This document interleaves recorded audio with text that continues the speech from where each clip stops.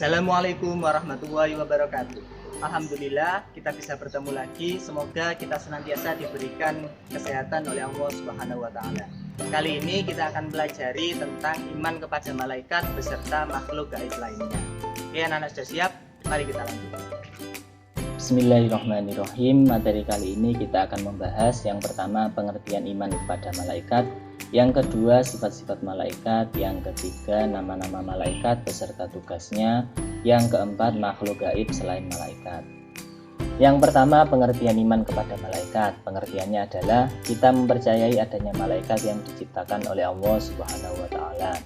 Iman kepada malaikat merupakan rukun iman yang kedua. Malaikat diciptakan dari cahaya atau nur. Cara beriman kepada malaikat adalah dengan mengenal dan mengetahui sifat dan tugas-tugas masing-masing malaikat. Selanjutnya, dalil iman kepada malaikat adalah surat Al-Anbiya ayat 19. Bunyinya insyaallah sebagai berikut. Bismillahirrahmanirrahim. Walahu man fis samawati wal ard wa man 'indahu la yastakbiruna 'an ibadatihi wa la yastahsirun.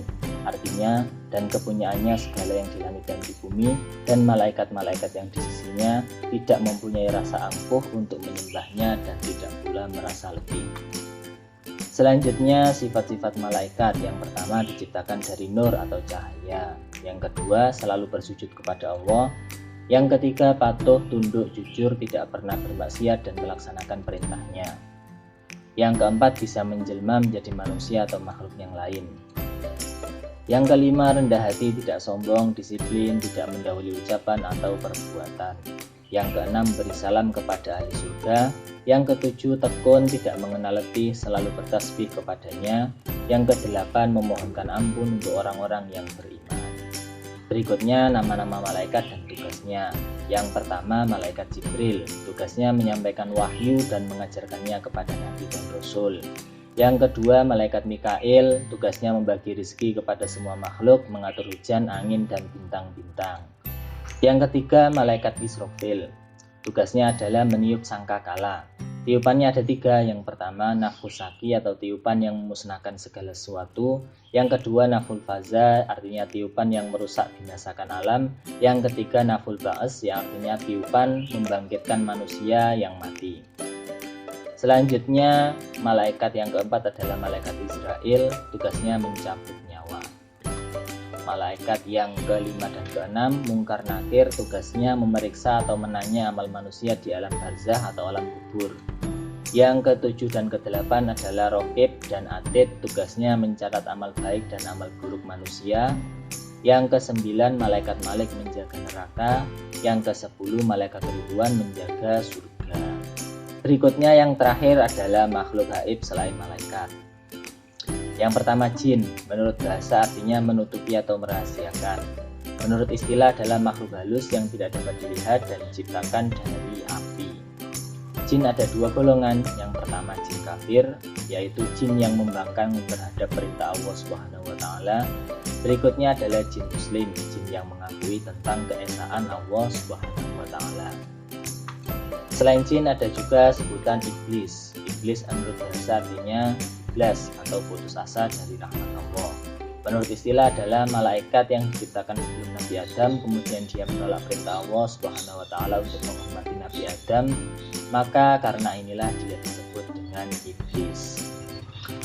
Berikutnya setan. Menurut bahasa berasal dari syaitana yang artinya jauh dari kebaikan.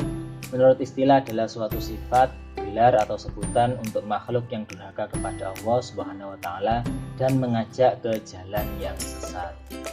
Selain ketiga makhluk gaib ini, misalkan ada makhluk gaib hantu atau makhluk yang lain, berarti ini bukan yang diajarkan dalam Islam, tidak usah percaya. Selanjutnya sifat-sifat setan atau iblis. Yang pertama sombong.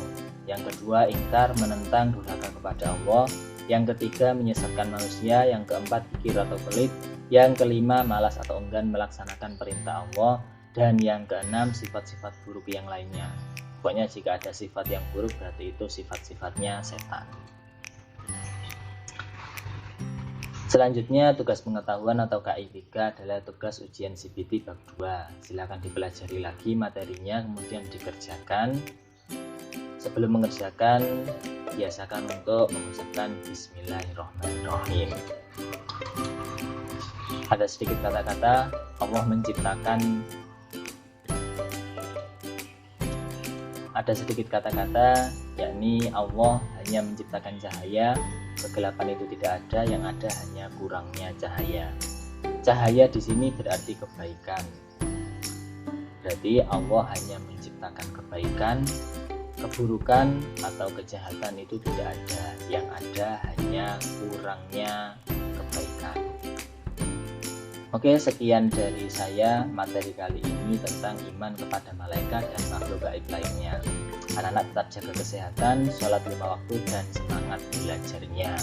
Jika ada pertanyaan, silahkan hubungi Pak Sada melalui jamri WA. Saya akhiri, wassalamualaikum warahmatullahi wabarakatuh.